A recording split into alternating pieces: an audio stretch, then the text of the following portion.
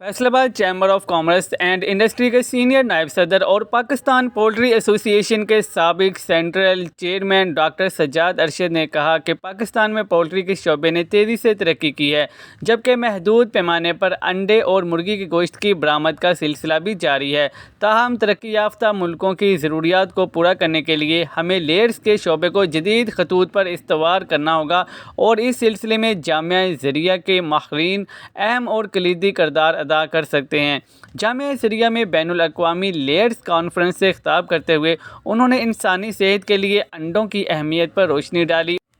और कहा कि अल्लाह ताला ने इसमें इंसानी ज़रूरियात के तमाम अज्ज़ा को इंतहाई मुनासिब अंदाज में यकजा कर दिया है, इसीलिए हर सेहतमंद शख्स की खुराक में अंडों को शामिल होना चाहिए। उन्होंने कहा कि नई साइंसी इख्तियारियात और जीनियाती तब्दीलियों के ज़रिए हर उम्र और हर किस्म के लोगों के लिए इनकी ज़रूरत के मुताबिक अंडे पैदा किए जा सकते हैं। उन्होंने कहा कि अगरचा फ़िलहाल पाकिस्तान में अंडों की क्वालिटी और मेयार के हवाले से कोई तफरीक नहीं, लेकिन तरक्की याफ्ता मुल्कों में हर शख्स और तबके के लिए अलग अलग किस्म के अंडे तैयार किए जा सकते हैं, जिनकी बरामद से बड़ी मकदार में ज़र मुबादला कमाया जा सकता है। कॉन्फ्रेंस में पोल्ट्री से वाबस्ता लोगों के अलावा साइंसदानों की बड़ी तादाद ने भी शिरकत की, जिन्होंने इस सिलसिले में अब तक होने वाली नई साइंसी तहकीक के बारे में मुकाले पेश किए। इस तरह की मज़ीद न्यूज़ अपडेट्स के लिए चैनल को सब्सक्राइब कर लें ताकि हर आने वाली नई अपडेट सबसे पहले आपको मिल सके।